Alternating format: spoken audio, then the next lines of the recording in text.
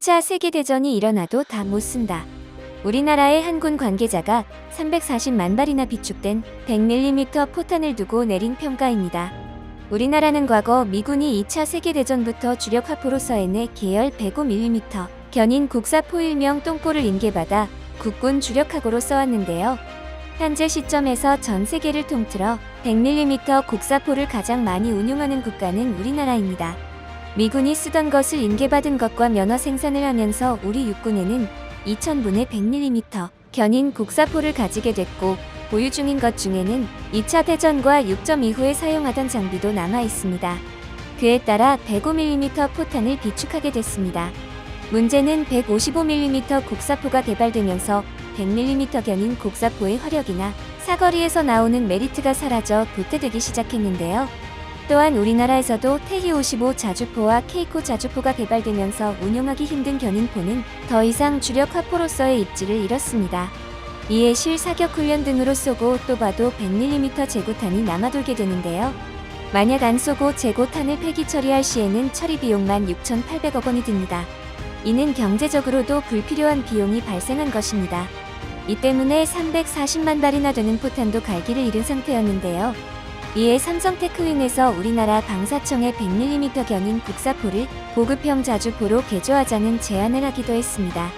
그 제안은 꽤나 상세했는데요. 개발비도 아낄 겸 기존의 상태가 좋은 100mm 견인 국사포를 골라 K710의 5톤 트럭이 없다는 사업 제안서를 제출했습니다.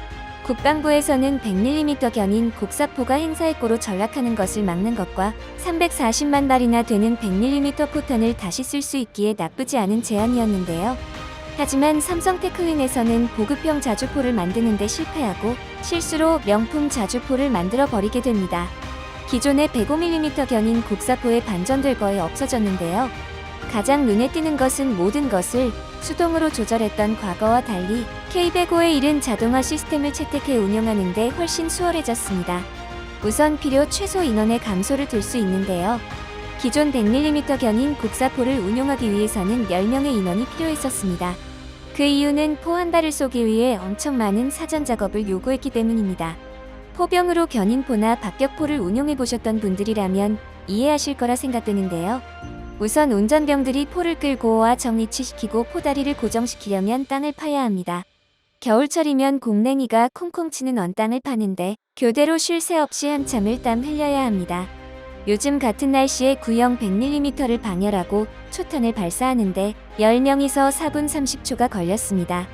반면 K105A1은 5명이 56초를 소요했을 뿐입니다. 트럭을 이동해 주차하고 유압식 지지대로 차량을 고정시키면 발사 준비는 끝나게 됩니다. 어때요? 참 쉽죠? 여기에 최신식 사격 통제 장치와 시스템을 통합해 버림으로써 포방할 때 더 이상 레버를 돌리지 않아도 되는데요. 포신을 조준하는 것도 조이스틱 같은 것을 이용해 자동으로 포신이 방향을 잡고 고각을 조절할 수 있습니다. 이 설정한 모든 것들이 1분도 안 되는 시간에 이루어지기 때문에 견인포의 초탄 발사 시간의 4분의 1도 안 되니 떨어지렸습니다. 이 모든 과정에서 살인형 자주포를 가장 먼저 시작해 선구 역할을 하고 있는 네덜란드의 모 BAT도 1분 30초가 걸립니다. 포격이 이뤄지고 진지를 이탈할 때는 더 빠른데요. 지지대만 올리고 출발하면 되기에 진지 이탈에 필요한 시간은 단 30초라는 경이로운 결과가 나왔습니다. 경계사 수도차에 탑재되어 있는 퇴역 중기관총을 이용해 경계를 서게 되기 때문에 올라타면 한 번도 안 내리고 작전이 끝날 때까지 경계를 유지할 수 있습니다. 힘들게 땅을 파지 않아도 되는 것만으로 포병들에게는 엄청나게 환영을 받았는데요. 여기에 전개와 방향 초당 발사 시간이 짧다면 동일한하고 동일한 수량이라도 몇 대의 전력을 발휘할 수 있어 도입을 안 할 이유가 없었습니다. 개발 후 양산이 시작되고 폐위되고 제22차 도입만으로도 100mm 견인고 수병들을 5,000명이나 절감하는 효과를 가져왔는데요. 우리나라의 병사들의 월급이 너무 적기는 하나 5,000명이 들어갈 인건비가 만만치 않은데요. 또한 무한궤도 방식을 채택하지 않고 차륜경을 채택해 개발비와 생산 단가를 엄청나게 줄여 대당 가격이 6억 정도밖에 안 됩니다. 전문가들은 K105A1 도입은 경제적인 측면에서 이득을 봤다는 평가가 많습니다.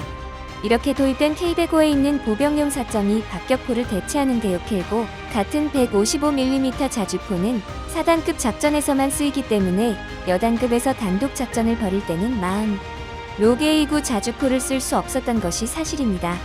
하지만 이제는 여단 장신발 군의 개입해고고에 보급됐는데요. 이에 여단장들의 마음을 한시름 놓게 했으며 마음대로 후방 포격 지원도 가능하게 됐습니다. 우리나라가 도태되는 100mm 포를 예술의 경지로 재탄생시킨 반면 일본도 코미디를 방불케 하는 차륜형 자주포를 개발해 그 모습을 방위장비청의 홈페이지에 공개했습니다. 우선 일본은 육상자위대가 이전에 제조한 99식 자주포가 단가와 운영비가 너무 비싸 19시 155mm 차륜형 자주포를 개발하겠다고 발표했습니다. 이 같은 발표로 일본은 구식 자주포 체계에서 합리적인 육군 구조를 정립하고자 했습니다. 이에 자동차 제작에서 상당한 기술력이 있는 일본은 대당 단가를 줄이기 위해 차체를 일본 회사들을 쓰라고 공고를 냈는데요. 하지만 일본의 자동차 기술로는 제대로 된 자체를 못 만들어 기준치 미달과 개발 지연으로 국외에서의 싱글게 차체를 가져다 쓰게 됐습니다. 사진에서 보면 이것이 군용이 아니라 민간용 차를 그대로 수입해왔다고 느껴질 만한 것이 있습니다. 바로 운전석인데요. 일본의 차들은 운전석의 오른편에 있는 것에 반해 사진에서는 왼쪽에 운전석이 있습니다. 이는 일본의 차량 문화를 전혀 고려하지 않았다고 봐도 무방한데요. 이 때문에 19식 자주포의 제작 단가가 엄청나게 치솟았습니다. 일제밖에 대당 7억 엔 하나로 70억 원을 자랑합니다. 이는 우리나라 계획도 자주포가 40억 원인 것을 안 하면 약 2배 정도 비싼데요. 비싸도 너무 비싸 중간에 무한궤도 식으로 자세를 바꿨나 싶어 개발된 19식 자주포의 사진을 살펴봤지만 정확히 철이 전차세였습니다. 이는 차륜형사 조포의 장점인 낮은 단가의 입법을 전혀 살리지 못했는데요. 가격을 아끼기 위해 99식 자주포에 탑재되는 포신을 그대로 채택하여 개발하였는데 우리나라의 K105A1을 한 대 가격인 6억 원의 10배가 넘는 가격입니다. 일본 정부의 발표 당시 경제적 이유로 19식 차륜형 자주포를 개발하겠다는 말이 이유가 없을 정도입니다. 99식 자주포의 한 대 가격이 100억 원 정도인 것과 1999년부터 현재까지 배치된 99식 자주포의 총 수량은 123대로 1년에 10대도 배치되지 못한 것을 생각하면 완전 거짓말까지는 아닌데 뭔가 석연치 않습니다. 외형은 말할 것도 없는데요. 19식 차륜형 자주포를 보고 있으며 영화의 매드맥스를 연상케 합니다. 매드맥스의 차처럼 차에 그냥 포만만 업계에서는 식입니다. 전면 방어 능력이라던가 포신 방어에 전혀 신경 쓰지 않고 공격력에 올인하며 완전한 오픈카의 모습을 보여줍니다. 이런 19식 자주포의 문제점이 들려오자 더 황당한 주장을 하기 시작했는데요. 일본의 한 규슈 매체는 방어력이 굳이 낮게 지붕 없는 자주포의 큰 메리트는 밀폐식과 설계 사상이 다르다라는 기사를 보도하였습니다.